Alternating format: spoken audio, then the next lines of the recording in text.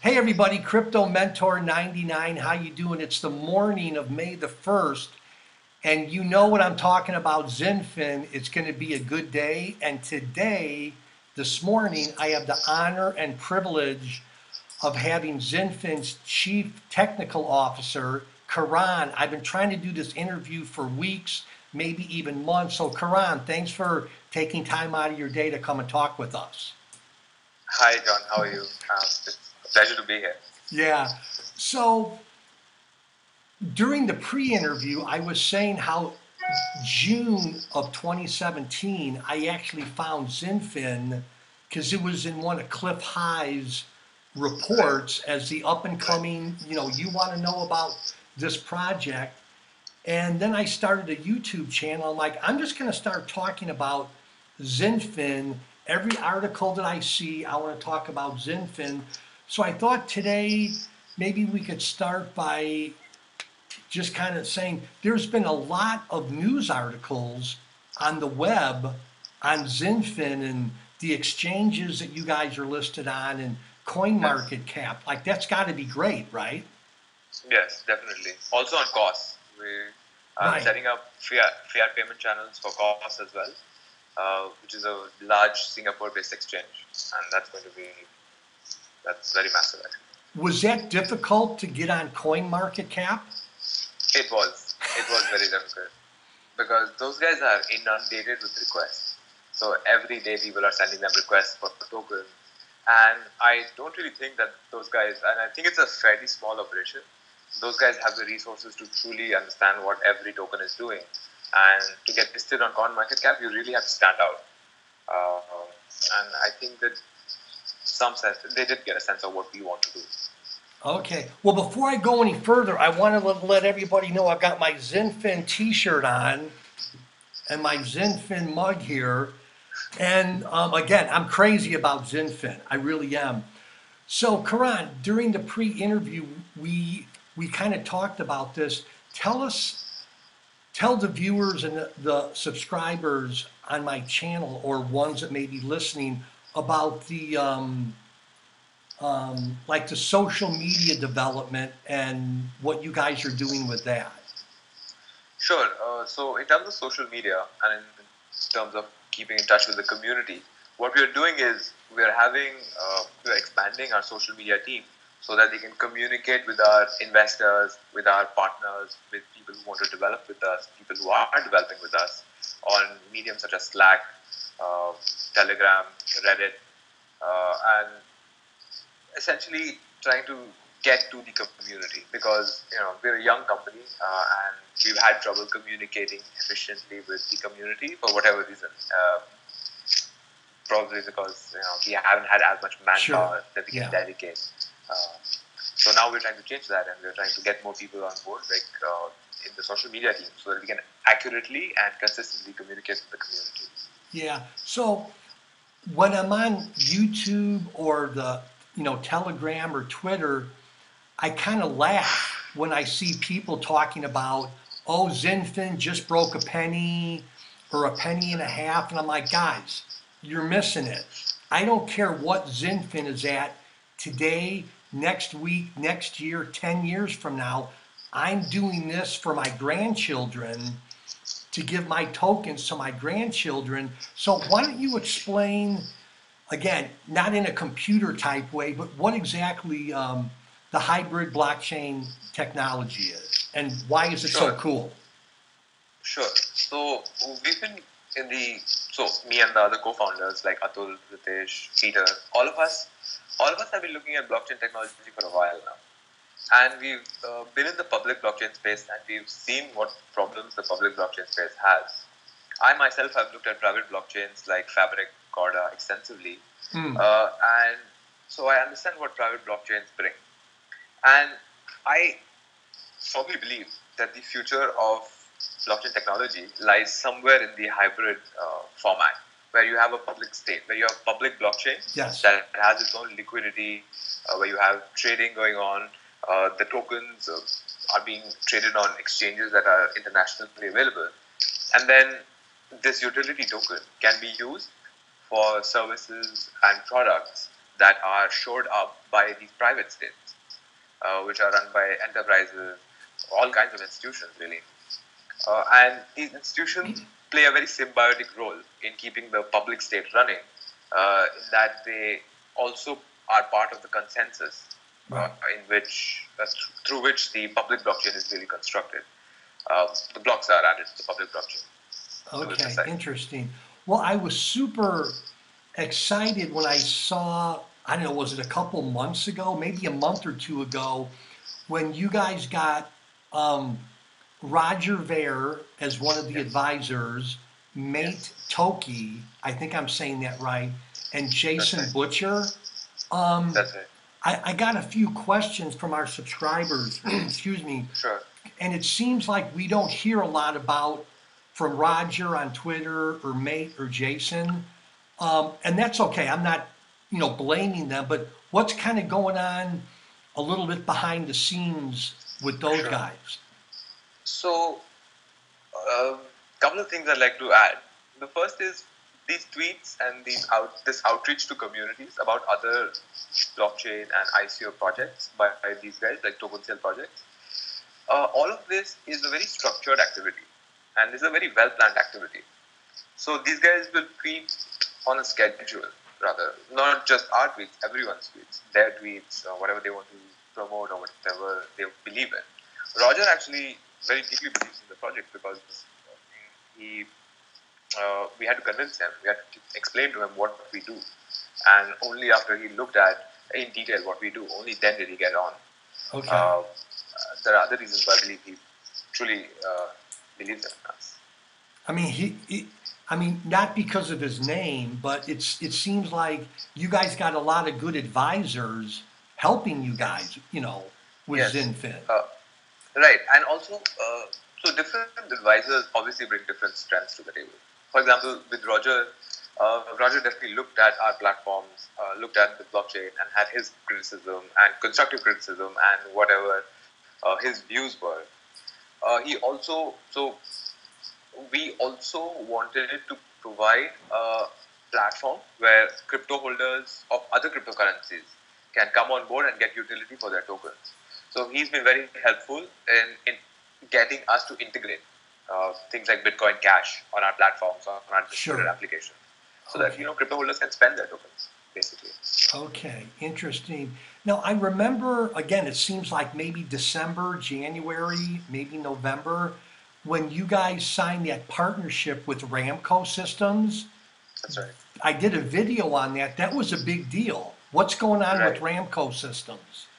So I'll quickly give you a brief of what Ramco does. Ramco is a very large ERP solutions company based out of, well, it's not based out of Singapore, but it's massive business in Southeast Asia and in America and in Europe.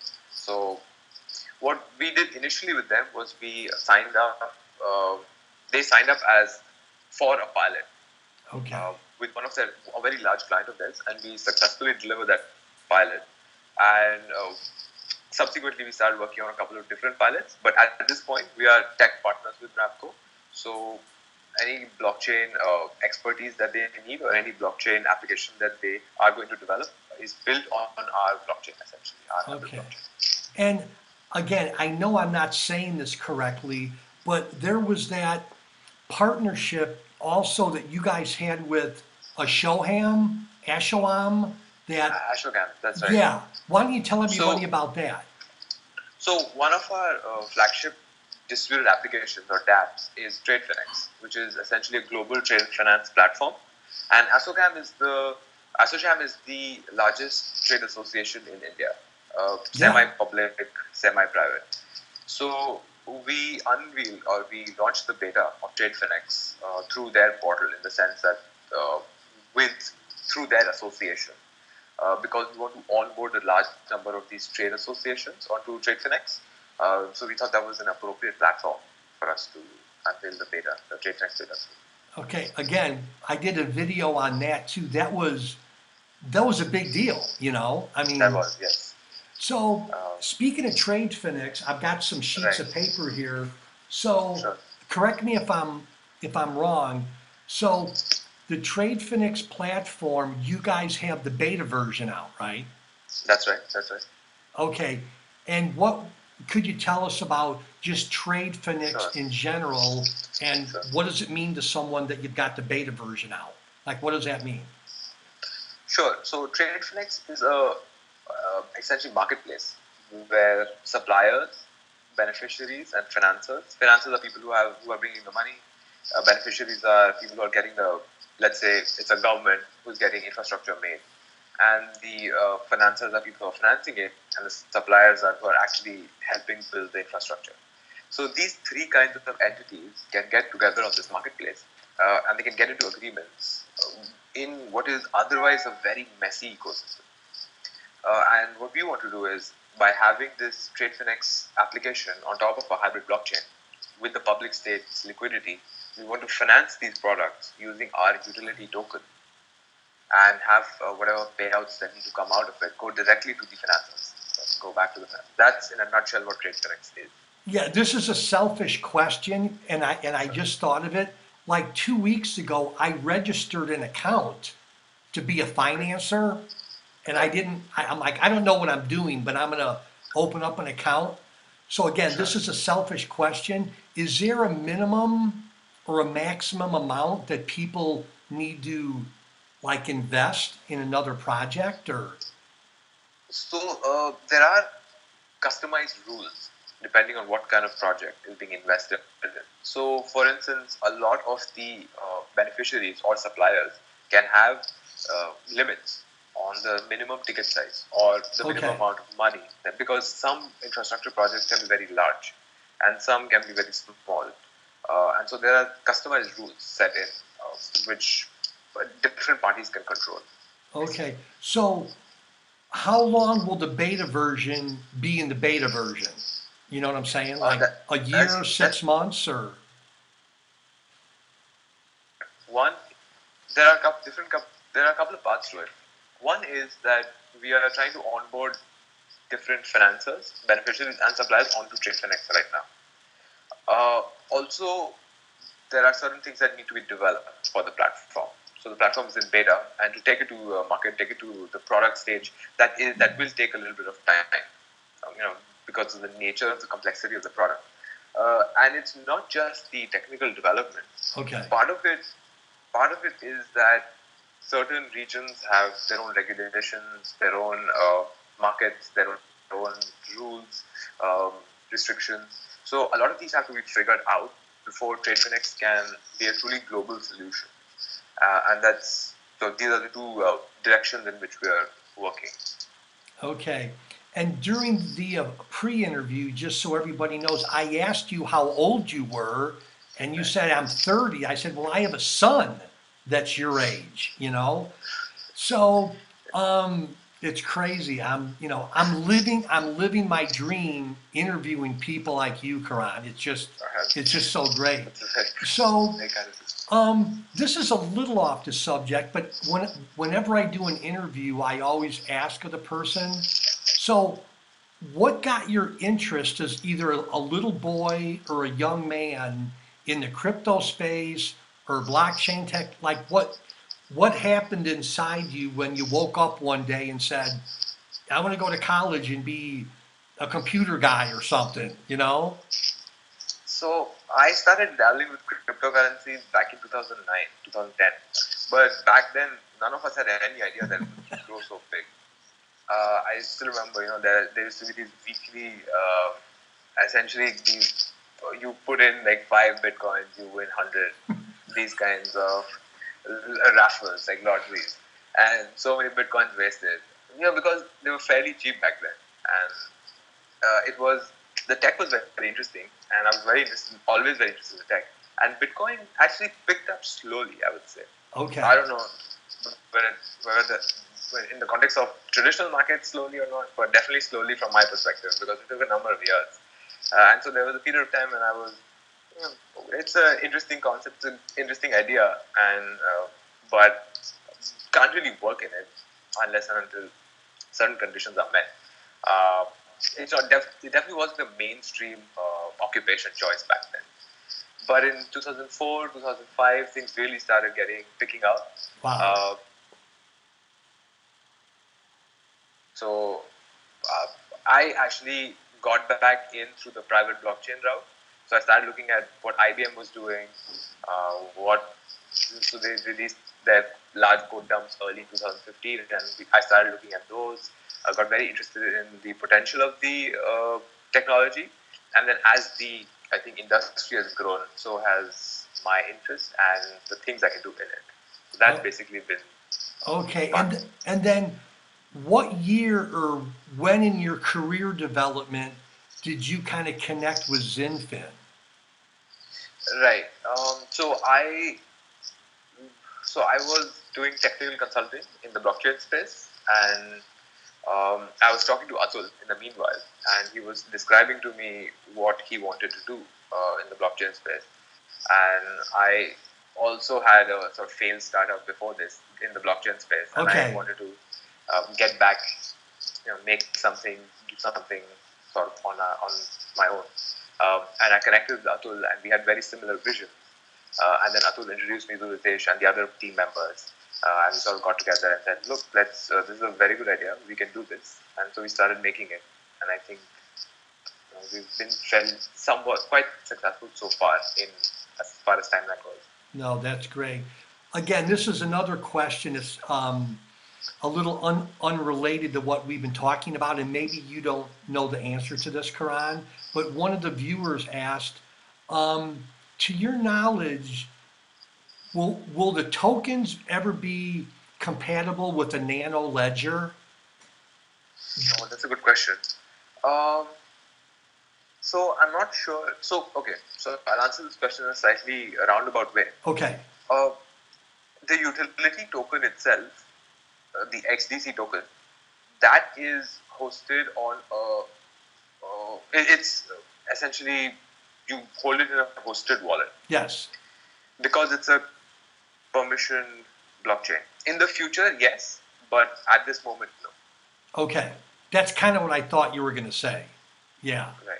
So I was looking at the roadmap this morning, but I couldn't print it downstairs on my printer.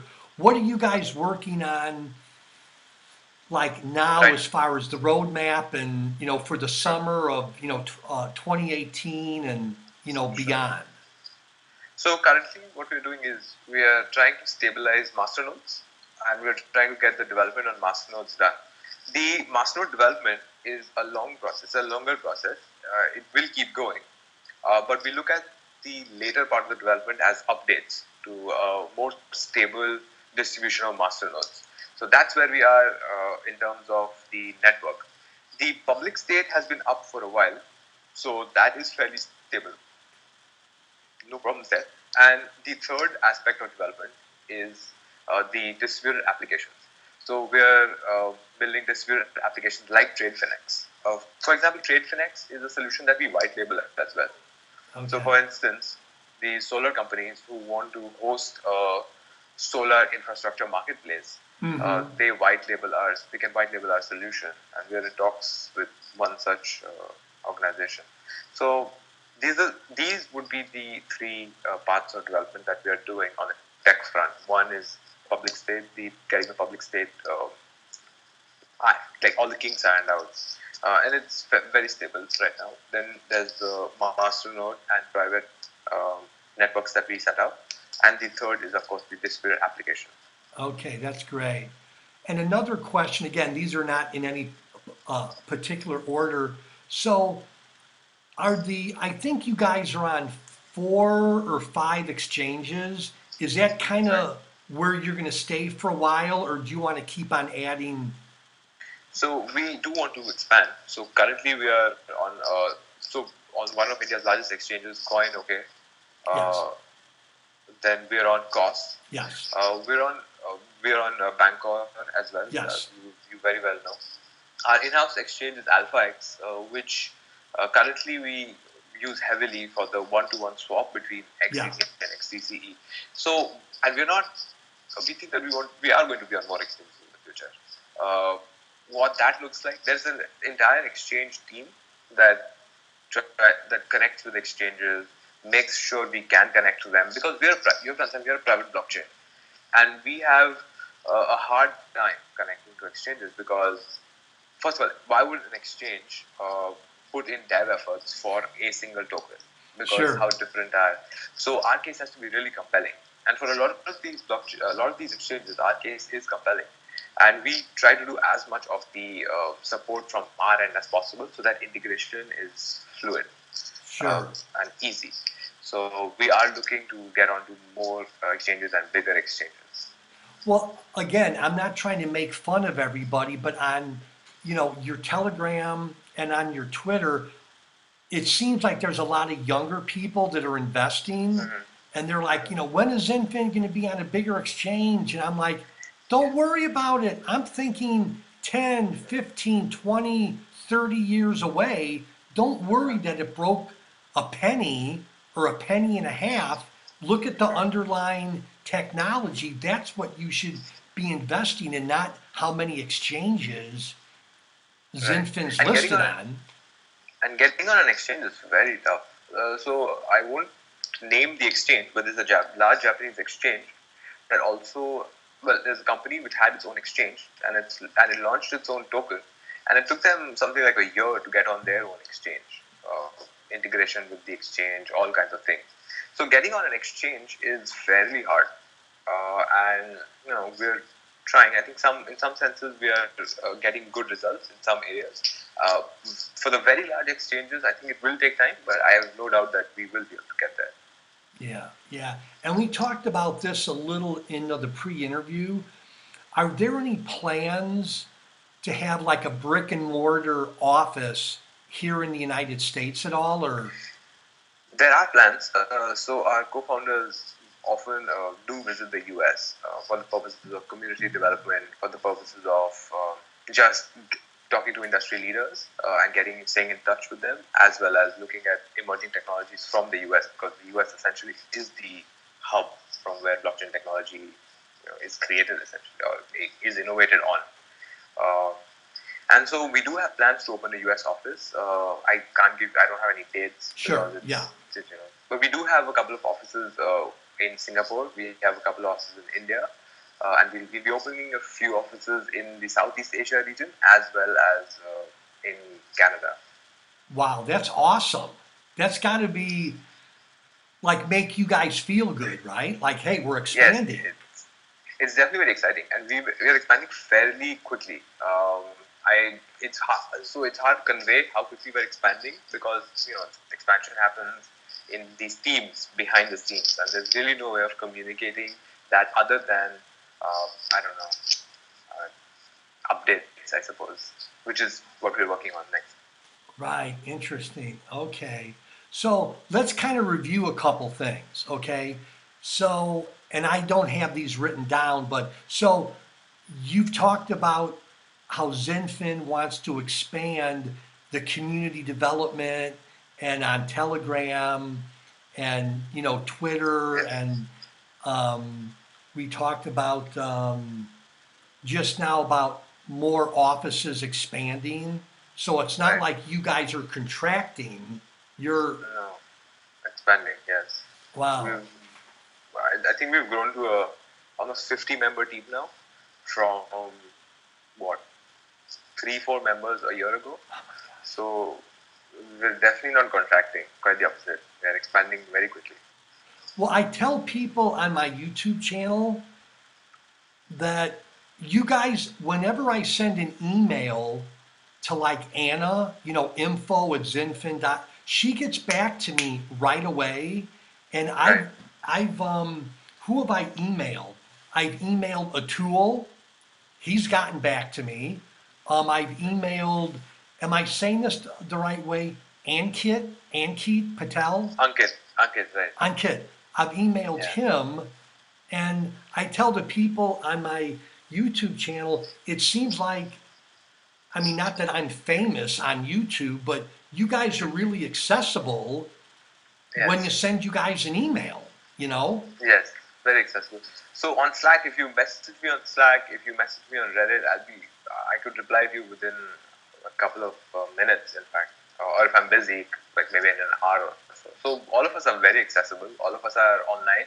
I think what we'll do at this point is have the handles and have the contact of our team members more prominently displayed, so that people can maybe get in touch. Maybe they have questions, maybe they want to contribute. Get in touch with us, and we'll be happy to talk to you guys about that. Right. And we talked about this during the pre-interview, and we'll kind of wind down here a little bit. So a tool will be at the consensus conference in a couple of weeks. That's in May 14th, 15th, something like that. That's right. That's Now, right. So will he be attending or will he be speaking? He will be attending. He won't be speaking. He will be attending. Okay. Next year, perhaps. Okay. So is this true that, again, I'm here in the United States, a lot of the viewers are of my 2,000 subscribers. I think most are kind of in the United States, and they're always asking me about XinFin. And so most of your work so far has been more in your corner of the world, Singapore, India, kind of over there, right? Yes, we did have a pilot with an American travel agency, not travel agency, travel company, Sure. or travel portal rather. But beyond that, for now, Europe as well. So other than mainland America, I think Europe, Southeast Asia, and India have been our focus. Well, not our focus, but where we've done business. Yeah, this isn't fair, but sometimes people in the United States think that if you don't have an office in the United States, that you're not legitimate. And I'm like, no, no, no. The United States, it's all Singapore, India. It's not the United States all the time, We will be opening an office in the United States, and hopefully we'll be more legit then. I don't know. So let me ask you one other question. So, and I always ask this when I do an interview. So, Karan, is there anything that maybe you want to communicate to the viewers that I haven't asked you about, or that you just want people to know about you or XinFin and the team or whatever? Sure. We'll be coming up with our new website soon. It's going to be a very descriptive website because our website currently has some gaps in conveying certain ideas. So our new website will be up in maybe a week or 2 weeks from now. Really? Yeah. We have public Slack channels where people can come on board and talk to us. We have Telegram, of course, Right. We've expanded our social media team, so you can come communicate with us on Reddit, Telegram, Slack, all kinds of Gitter, all kinds of messaging services. Okay. If you have questions, you can contact info@zinfin.org. You can write to me directly at cto@zinfin.org. I'll be happy to talk to you as well. We will be perhaps launching our newsletter as well. It's a little late coming, but we'll be doing that very soon. Will that be on the new website? You could put in your email address for that? Right. So all of these forums, Slack or this newsletter, you just put in your email address and you'll be added to the list or added to the channel. And we hope people will join us. We also like to encourage community development on our platform. We have a development environment that we've set up that we hand over to these colleges and developers, where people can come on board and start making distributed applications very quickly. Mm-hmm. So it's a containerized solution. You download it onto your laptop or your computer, your group of computers. You set up the network with a couple of scripts that we've already written, and you can start making your distributed application using our wireframe web app as well. And we encourage developers to come on board, work with us. If you are going to develop on blockchain technology, if you are going to make enterprise solutions, or if you are interested in making something for the public space, feel free to use our platform. We'll be happy to support you. You bet. That's great. Wow. So whether it's through our software or whether we also are happy to fund very promising applications on our platform. So that's another. That's great. Thing that Well, when I do these videos, and I'm serious about this, one day I'm going to come to Singapore and take everybody out to lunch. I will come to Singapore. No, we'll take you out for lunch. No, I've already looked at the airport or your airport and the price of a ticket. And I said to my wife, and I've been married 37 years. I said, "Would you let me go to Singapore?" She's like, "Oh yeah, that's awesome." So I Yeah, always say I will be in Singapore either late this year or for sure 2019. I'm serious. please, whenever you want to come. So, Karan, Chief Technical Officer of XinFin, really, I'm humbled and honored that you would come and speak to me. And yeah, just thanks and keep on going. Keep on doing the good work that you guys are doing. Yeah, thanks for this, John. I hope we keep in touch, and we should do these video interviews more often. I'd be happy to do that. Yes, that's I'd great. love to do that. Yeah, thanks so much. Bye, Karan. No problem. Bye. All right.